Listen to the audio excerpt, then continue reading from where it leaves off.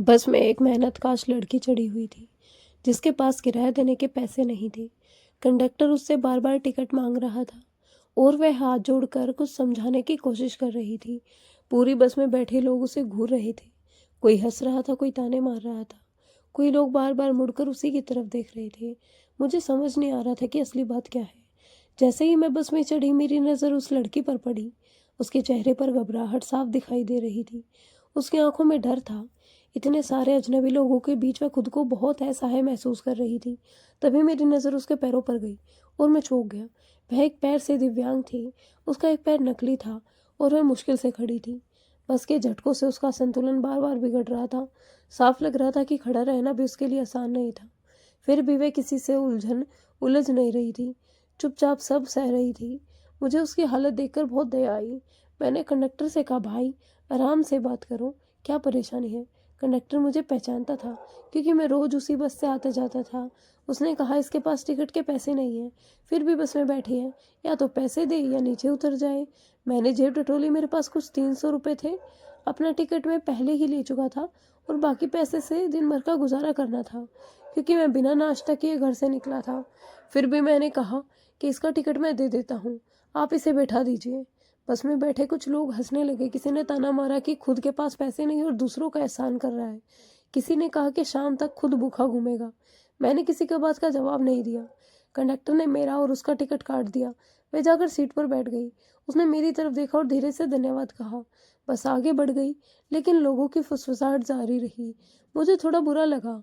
दिल में सुकून था कि मैंने किसी मजबूर की मदद की। थोड़ी देर बाद मेरा स्टॉप आ गया। हैरानी की बात यह थी कि वह भी वहीं उतरी।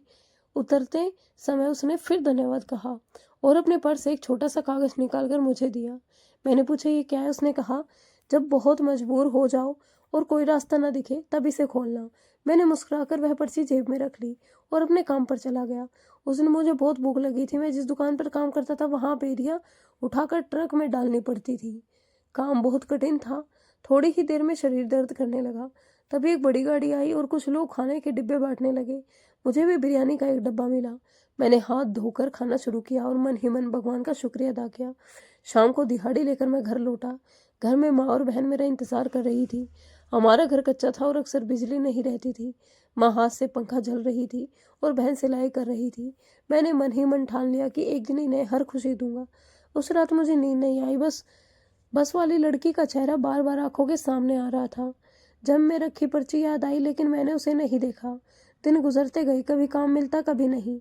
माँ की तबीयत कमजोर रहने लगी। घर का खर्च मुश्किल से चलता।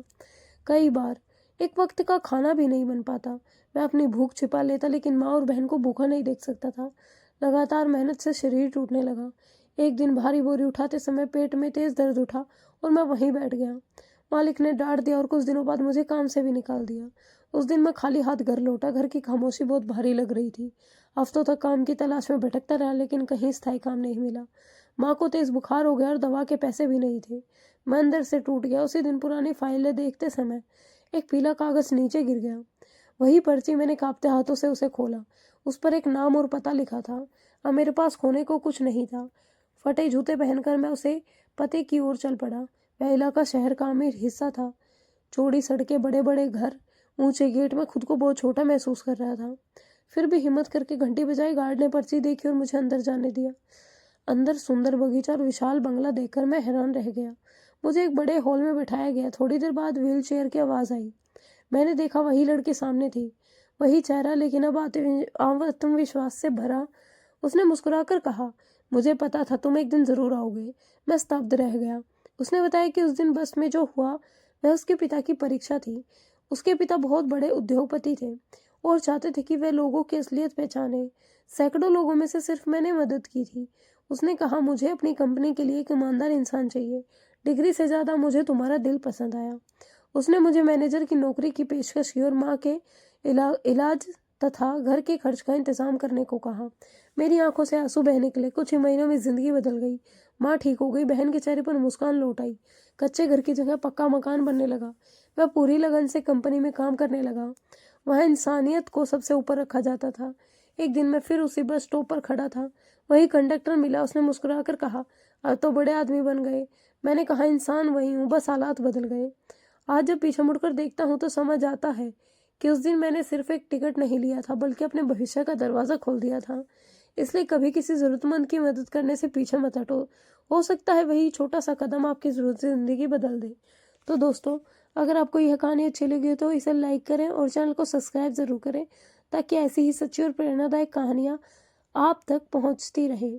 कल फिर मिलते हैं किसी और एक नई कहानी में। धन्यवाद।